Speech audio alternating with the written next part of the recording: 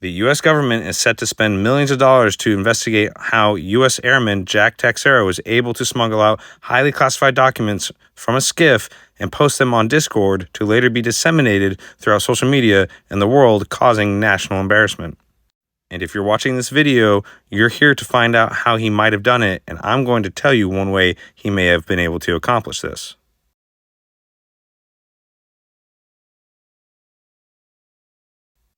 First, everyone needs to understand that he was a Cyber Transport Systems Air Force specialist.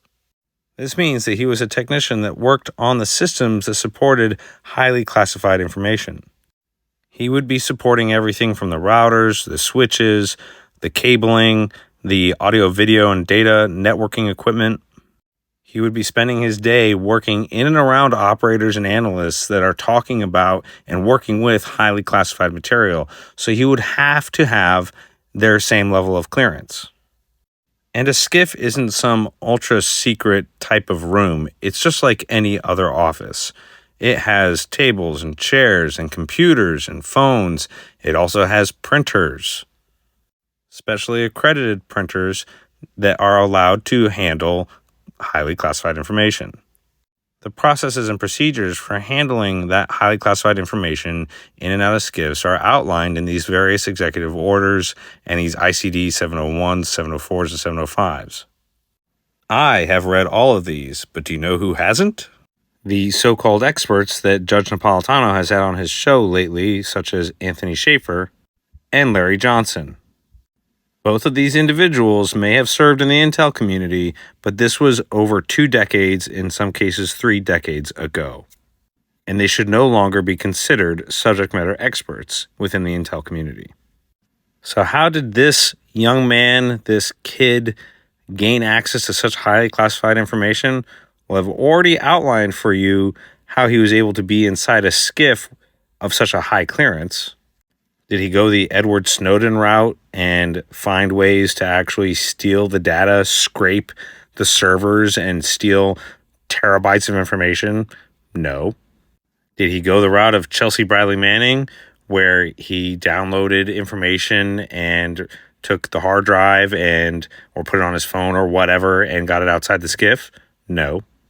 He took advantage, or I believe that he may have taken advantage, of a gap within the documents handling procedures inside the skiff.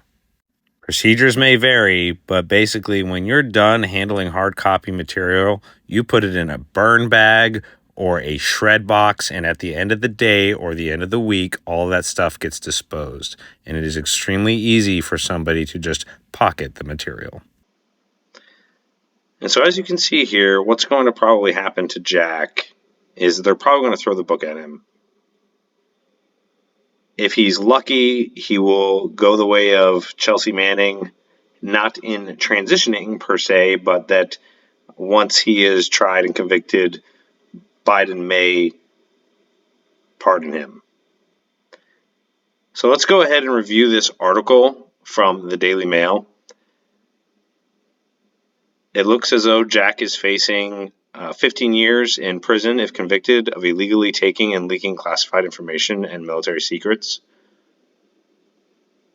I've already given you the how he may have done it, and I will be surprised if I'm wrong.